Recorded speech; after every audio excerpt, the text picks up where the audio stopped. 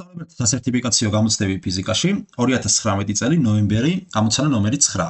გლუ ჰორიზონტალურ ზედაპირზე მოსრიალი ძელაკი დრეკადად ეჯახება უძრავ ძელაკსო, როგორც ნახაზი გვაქვს მოცემული და გვეკითხებიან რისი ტოლია უცნობი მასის ძელაკის კინეტიკური ენერგია დაჯახების შემდეგო.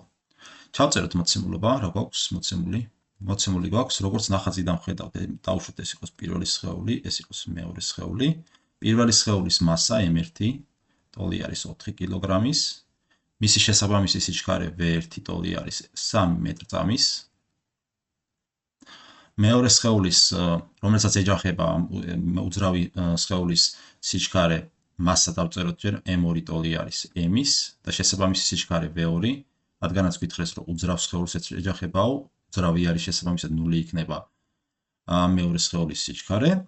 ამასთან დაჯახების შემდეგ მასები არ შეცვლილა, ხოლო სიჩქარეები შეიცვალა, შესაბამისად V1 პრიმი გამხდარა, როგორც ხედავთ 1 მეტრწამი სტოლი, ხოლო V2 პრიმი ტოლი გამხდარა V-ი.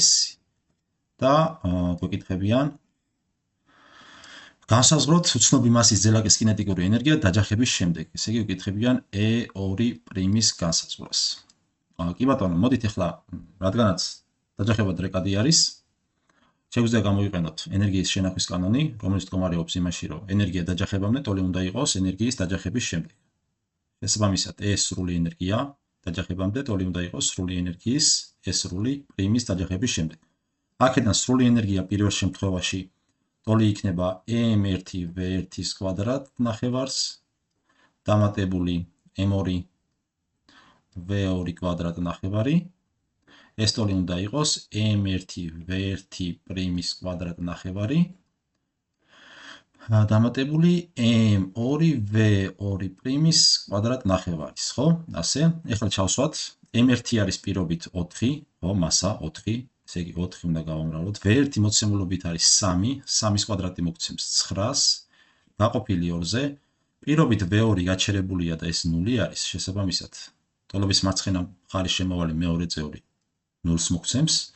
შესაბამისად, ამას დაემატება 0 და შეგვიძლია არც გავითვალისწინოთ, ესე იგი ეს ტოლი იქნება. M1 ტოლი არის მეორე შემთხვევაში 4 კილოგრამის, 4 გამრავლებული. სიჩქარე გახდა 1, 1-ის კვადრატი შეფარდებული 2-თან, დამატებული და თვითონ ეს საძიებელი, ეს კიდევ წარმოადგენს საძიებელ E2 პრიმ კინეტიკურ ენერგიას, ანუ ამას კიდე ემატება E2 პრიმ კინეტიკური ენერგია.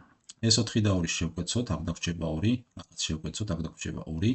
შესაბამისად, პირველში აქ გამოსახულებაში მარცხნივ 2-ჯერ 9 მოგცემს 18-ს, 18 უდრის 2-ჯერ 1-ის კვადრატი არის 2, დამატებული E2 პრიმი, საიდანაც საძიებელი ენერგიისთვის მივიღებთ, რომ E2 პრიმი ტოლი ყოფილა 18-2 16 ჯოულის.